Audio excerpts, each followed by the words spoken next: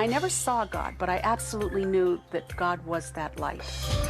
Never before in the history of mankind have you seen so many troubled spots in the world. The thing that will trigger Armageddon is already fermenting. From the boundaries of the universe to the depth of your soul. Embark on a journey through the unknown and unexplained as we explore mysteries, magic, and miracles.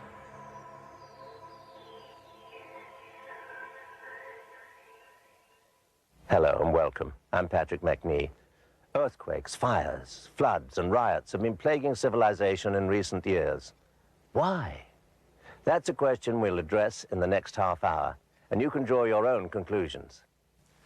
One of the greatest mysteries of life is the end of life. What does await us in the hereafter? Death is an event most people fear, or at least try to avoid as long as possible. After all, it's the last experience you'll ever have. Or is it?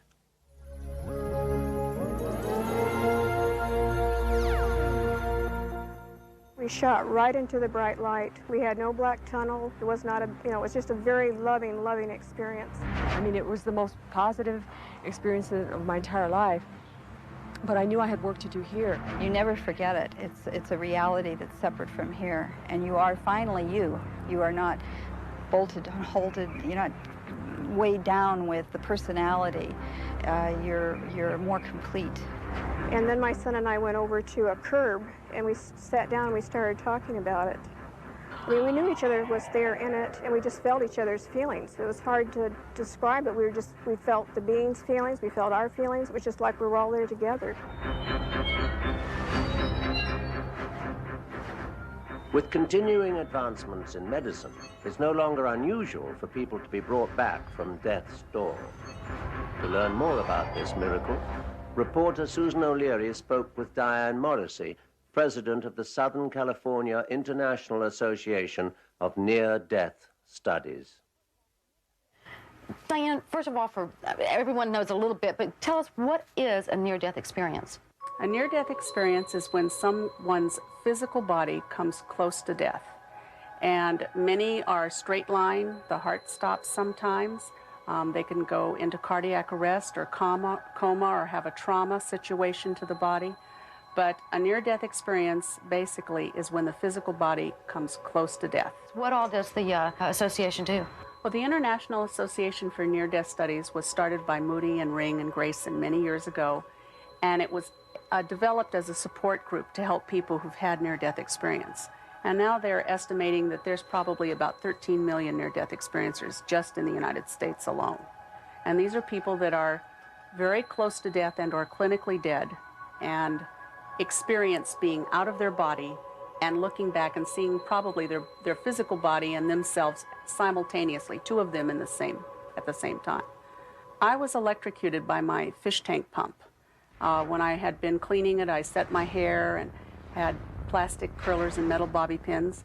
I was standing on a slab floor in a puddle of water, and when I picked up the tubing to see what was wrong with the fish tank, the water squirted across my mouth, and it kind of felt like when you cut your tongue on an envelope when you lick it too fast. And when I screamed, the water rushed into my mouth and touched me on the inside of my left lip. And I felt pulled to sleep against my will. And the very first thing I did is I saw through the hallway walls, and I went and called for help. And when I went to go to the kitchen to pick up the telephone, my hand went through the receiver. And that just kind of scared me. I thought, this can't happen. And my experience was a little different in that I went through the tunnel many times back and forth. I'd come back and watch what was happening here in the house, and then I'd go through the tunnel again. And every time I did, I kind of felt like somebody was there waiting for me. And when she got close enough to me, when I finally realized it was a woman about 100 yards away, she was glowing all around her. She was dressed in white. She stood next to me and she extended her hand out like this and said, "Look there." And when I turned my head, I watched me come out of my mother's womb, and every thought, word, and deed I did for 28 years. Not 1 second of my life was missing. And I relived every emotion I'd ever felt while I was alive. She began to ask me questions about what I wanted to do. I absolutely knew that in the experience that I had a choice. I absolutely knew I could stay dead or come back. When I left the woman, I went through several other tunnels, and I came out to a place and I absolutely knew it was heaven. And it isn't anything that I was taught as a Catholic. It was so much better than any priest or nun had ever described. It couldn't come close. And I knew if I left this wonderful place, this glorious lighted place that felt like heaven, that if I left this place and walked into the light that I saw like coming from a pinprick on the wall, and it was coming through like stretching rubber bands of light. If I left where I was and walked into that other dimension, I absolutely felt I couldn't come back. I suddenly ended up back in the place with a woman, and she asked me things, billions of questions. And I knew I had the opportunity to go into this place where all this love was. I could feel it. I knew I could do that. And when I was in that dimension, that place, wherever it was, and it was like I knew God made it. And I never saw God, but I absolutely knew that God was that light. I absolutely knew that. And the entire dimension, everything that I saw was alive. And I knew that nothing ever dies. It just changes. I knew that we never die. And so I wasn't afraid to go into the light. I wanted it desperately. And yet I still wanted to touch something. And as that conflict got stronger in me, I ended up back with a woman. She'd ask me more questions. And then I went through the tunnel several times. And before I entered my body, I'm at the ceiling looking down. And I saw my body below me. And I know I'm dead. And I looked down and I said, how sad she's done so very little. And coming from a place, I'd been a professional clarinetist for 20 years, and just classical clarinetist was very important in my life. I was an office manager of a very prestigious construction firm downtown LA. My life was filled with wonderful things. And so it was, I think, my lack of ability before I died to really get close to people. My whole life changed because of this experience. And I mean, we spend our lives doing our job and thinking, well, what's the point of this? And this doesn't happen. Everything is connected to everything. Everything we do, everything we speak, everything we say is so important. I never felt that way before I died. The phrase Age of Aquarius became popular in the 1960s during a period of great social change and spiritual exploration. Astrologers claimed that the convergence of the sun, moon, and key planets in Aquarius on February the 5th, 1962, would accelerate the progress to this era. It is predicted to last until 2160 and is characterized by enlightenment, brotherly peace, and closeness to God. Natural disasters are as much a part of life as eating and breathing. Today, even more so. Turn on the evening news, and you'll see starving nations, wars, earthquakes, fires, and floods wreaking havoc upon the earth. We're living in a fragile world where ancient prophecies of the final judgment speak loudly to us now.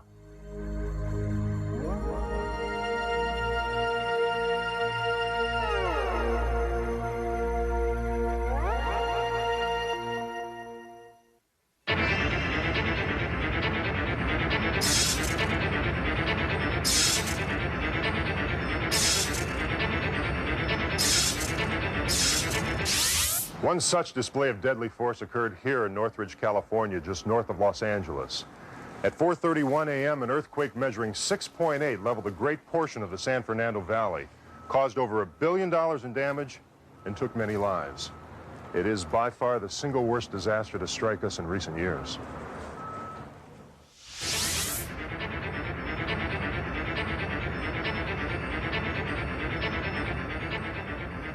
The worldwide rate of seismic activity is about the same as it has been since the turn of the century, which is when we started really seriously monitoring it seismographically. It comes and it goes. I mean, some years are more active than others, but there's no trend up or down in the long-term data. We are talking about a magnitude 8 on the San Andreas as being likely within the next 30 to 50 years. And of course, next year is within that time, so it could happen. The numbering of the years is a human thing, and the Earth doesn't know anything about that. I mean, the Earth is going to do what it's going to do. But I don't think there's any reason to think that, scientifically speaking, that there's anything really bad in store. Armageddon. Many biblical scholars believe we are marking our final days in existence. The book of Revelations prophesied earthquakes, wars, floods, fire, and famine as proof to our final hour. In this particular year, we're beginning to see the end time begin. We're seeing the beginning of the end, in other words. We don't know how long that's going to be. It could be hundreds of years. No one knows. But there are many, many signs. You face north, east, south, and west, and never before in the history of mankind have you seen and witnessed so many troubled spots in the world. There's always been trouble in the world, but not with the enormity as we are witnessing today. These are all signs of the times. The Dead Sea Scrolls are a group of manuscripts, many of them rolled up very tightly, some of them on skins, some of them on parchment, and some on copper. And these are writings, according to many experts, by the Essenes, who are a special religious sect following the days of Jesus Christ. They seem to have come into their own. And the Dead Sea Scrolls represent writings which testify, in many cases, about many of the truths of the Old Testament as well as the New Testament. We have various prophecies directly from the Dead Sea Scrolls that tell about how man is going to react to certain things that happen in the last days. Of course, there's going to be earthquakes and floods and famines. We have those right now. But the Dead Sea Scrolls magnifies the fact that when all hell cuts loose on this planet for the final time, that there are a group of people, and that group is growing every day, that are going to be removed from this planet to escape those terrible things that are going to happen on the planet Earth. They're going to be raised. They're going to be taken up into the skies with God in a place that He has designated.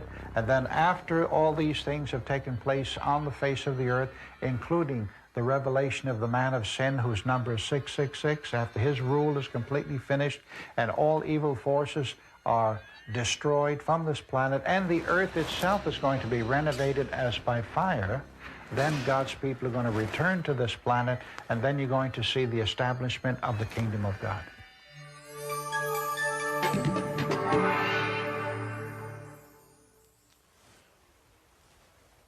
Whether you believe in the scientific evaluation of a normal, changing world, or the divine intervention ending human life as we know it, a few things are for sure. Crime is rampant, people are hungry, and nations are falling apart. The fact that we as humans have lost touch with each other, that's the real tragedy. There are many theories about the date and events leading up to Armageddon. Some believe the end is near and that the chosen ones will ascend to heaven. Others claim that UFOs will escort the chosen few to a new world in a different galaxy. It would be a fantastic conclusion and perhaps a new beginning.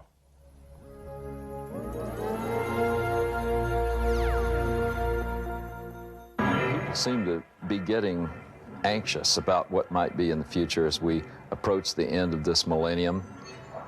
There was a great fervor about apocalyptic things at the end of the first millennium, and now people are becoming more conscious of something ominous in the future here, because we're seeing unprecedented storms, global weather pattern changes, tremendous increase in earthquakes, a population explosion that's gone exponential.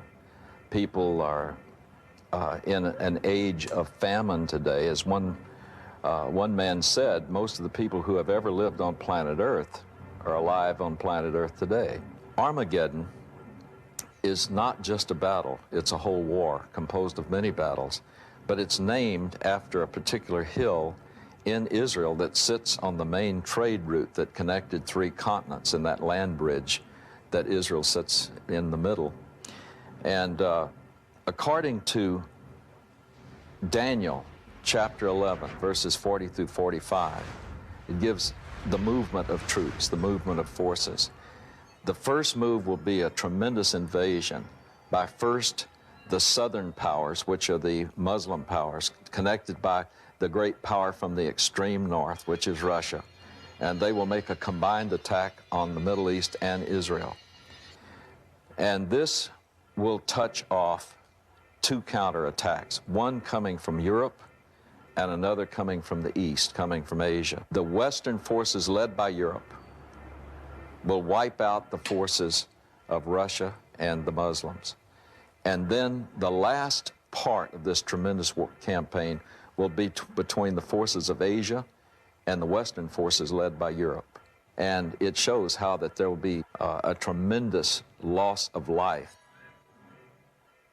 You know, I don't know a specific date, but I believe we're already in the general time of it.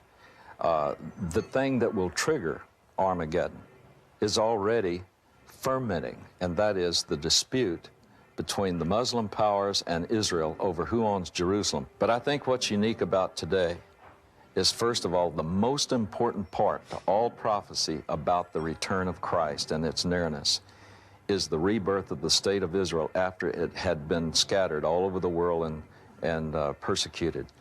With the rebirth of the state of Israel, May 14th, 1948, prophecy began a countdown, I believe. And then, for the first time in history, not just a piece or two of the prophetic scenario began to fit, but all of the pieces. Not only is Israel in place, but earthquakes did begin to increase in frequency and intensity. We saw a population explosion, which guaranteed famines. We do see a great increase in ethnic wars with each other. We do see an increase in war in general. We do see global weather pattern changes. And what's important about this is they're all happening in concert, not just one at a time. There were futures that Edgar Cayce, to give you an example, saw back in the 1930s and 40s, in which he said the western part of the United States would break up and go into the ocean and what have you. But he has been consistently wrong in his predictions and prognostications since 1972. And that is no fault of his as a sensitive, and should not cast any aspersions on his ability as probably one of the supreme psychics or seers of the 20th century. What it should point out is the fact that humanity itself is starting to get the message, that humanity itself is starting to learn and starting to grow and starting to become more and more powerful, that has forcibly changed these prophecies and the predictions. The reason I wrote my book, The Millennium Factor, and the reason I put a lot of the other things that I do on hold is because I saw these things coming. I knew they were coming not only from my studies of Nostradamus and my studies of the pyramid and from my own personal psychic visions, that I saw it coming. And I thought it was my purpose right now at this point in time to begin to educate people before it begins, to show them that there are things that they can do to stop these things from happening. The many geological changes that are going to occur in the United States are necessary now to begin to change the political structure. We simply cannot continue with the political structure we have, which is based on centralization, oppression of human beings, the power both economically, politically, and industrially in the hands of a few over the many. And these geological changes will literally be the only thing that will begin to break up the structure of the world in such a way that mankind will now have the unique opportunity over a 2,000-year span, for the first time in many thousands of years, to be able to completely recreate society as we know it, to completely recreate society based on the concepts of truth and enlightenment and justice. And so all of these natural catastrophes have a silver lining to them as well, because they will begin to break up these structures that have been based on oppression, fear, and obsolescence, and allow us to create this new world. I see humanity continuing for many, many thousands of years. We are simply entering a pre-millennial phase now, where when we talk about the millennium of the 1,000 years of peace and the reign of a Christ-knowing one on earth, we're looking at the birth, according to the Great Pyramid, of this messianic figure coming between the years 2034 and 2039. And it is my opinion that with the birth of this messianic figure, we enter into a pre-millennial phase of another 500-year cycle, where we'll have a number of messiahs. We'll have a number of these spiritual leaders, these spiritual kings, so to speak, across the planet. For 500 years, we get to do it ourselves, from the year 2500 to the year 3000. And then from the year 3000 onwards, I believe that the last part of the book of Revelation, where the four-squared city of Jerusalem comes down from the sky and welcomes us into an intergalactic federation, a brotherhood of planets, if you will, where we trade back and forth with other stars, and the Nostradamian prediction that our children's children's children will actually inhabit in colonies the constellation of Aquarius and Cancer, that mankind has a vast, magnificent, marvelous, magical future ahead of it. And that now this is just the stumbling block where it's almost like the little chick is beginning to break out of the egg. And there'll be some ugliness, and there'll be some blood, and there'll be some pain, which accompanies any birth of anything new and anything glorious. The strange events happening in the world envelop our lives and often seem to control them. The mind can be seen as a vessel with limitless capacity. It's up to each one of us to allow that vessel to be filled. I'm Patrick McNee. Join us next time for more mysteries, magic, and miracles.